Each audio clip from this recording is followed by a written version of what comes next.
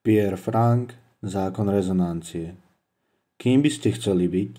V živote neexistujú žiadne riešenia, len sily, ktoré sú v pohybe. Musíme ich vytvoriť a riešenia budú následovať. Keby ste mohli byť tým, kým by ste skutočne chceli byť, kto by to bol? Keby neexistovali žiadne obmedzenia, žiadne prekážky a keby nebol nikto, kto by vám hovoril, že vaše priania sú prehnané a zveličené, smiešné a trúfalé? Keby ste teda mohli byť tým, kým by ste skutočne chceli byť, a všetky cesty a dvere by ste mali otvorené. Kto by to bol? Táto otázka ma zaujímala už v mladosti. Aj pre mojich priateľov bola veľmi dôležitá otázka, kým by chceli byť. Nie divu. Boli sme predsa vo veku, keď si volíme smer svojho života. Keď som ale rovnakú otázku položil dospelým, veľakrát som sa stretol s nepochopením. Očividne existuje vek, kedy sa človek otázkou, kým by chcel byť, prestáva zaoberať. Pre mňa však táto otázka nikdy neprestala byť dôležitá. Ešte aj dnes ju kladiem a dokonca častejšie ako predtým, lebo odpoveď určuje môj život, formuje moje túžby, moje rozhodnutia, moje úsudky a zmýšľanie, môj rozvoj. Aj moje okolie sa podľa toho mení, napokon ovplyvňuje celý môj život. Napriek tomu, ak položím túto otázku dospelým, niekedy sa stretnem iba s nepochopením. Mnohí považujú už len samotnú myšlienku na to, aby sa nad tým zamysleli, za pochabú. Väčšina ľudí sa tým vôbec nezaoberá. Napokon prečo aj? Pokiaľ je človek presvedčený, že aj tak nemôže nič zmeniť, je zbytočné o tom premýšľať. Je ale fatálne, že práve v dôsledku týchto názorov nie je človek schopný zmeniť svoj život, lebo tieto myšlienkové vzorce píšu scénar nášho života. Vďaka novým objavom kvantovej fyziky, kvantovej biológie, modernej matematiky a epigenetiky sa stále výraznejšie dostáva do popredia názor, že je to sila našich vlastných názorov, ktorá nám umožní stať sa tým, čím veríme, že sa staneme. Od zdravia po chorobu, cez odolnosť imunitného systému, hospodárenie s hormónmi, vlastné liečivé sily, až po schopnosť byť šťastný. Skutočné hranice existujú len v našej hlave, inak sa pred nami rozprestiera ríša neobmedzených možností.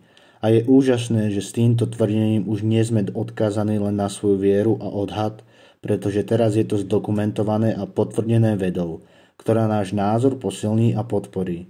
Výskumy dokonca ukazujú, že svojim zmýšľaním ovplyvňujeme nielen svoj vlastný život, ale aj celé naše okolie. Prostredníctvom sily našich myšlienok a pocitov môžeme vo svojom živote urobiť všetky zmeny, ktoré si želáme. S novým prístupom môžeme dokonca zmeniť aj našu DNA, povzbudiť vlastné liečivé schopnosti, vdýchnuť nášmu životu šťastie a radosť a dosiahnuť všetko, čo sa nám vidí možné.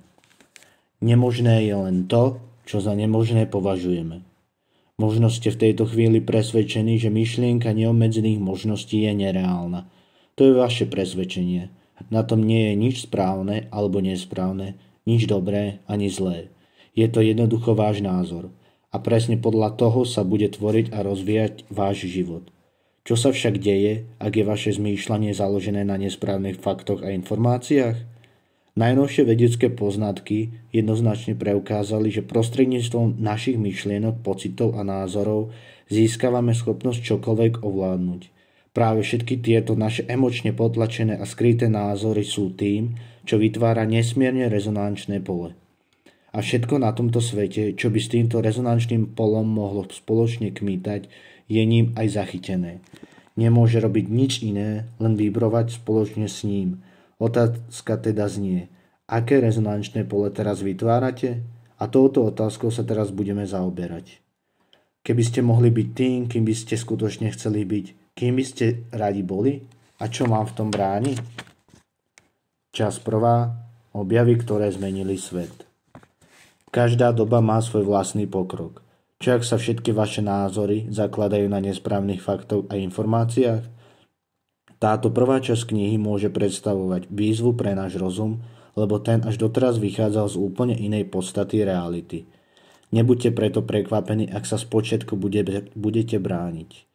Spoznáte to podľa toho, že nasledujúcemu textu buď neuveríte, nepochopíte ho, alebo ho jednoducho odmietnete.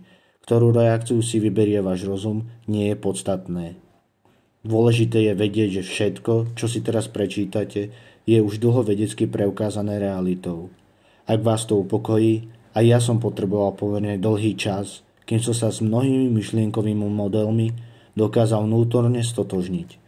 Nebuďte preto netrpezliví, ak bude váš mozog s novými vedeckými poznatkami trochu problémy. Každá doba má svoj vlastný pokrok a testuje nové hranice. Na takých hraniciach práve teraz stojíme. Mimochodom, je veľmi vzrušujúce mať možnosť zažívať takúto premenu vedomia. Lebo práve nové poznatky jasne vysvetlia podstatu zákona rezonancie a tiež to, ako môžeme efektívne využiť postupy uvedené v knihe.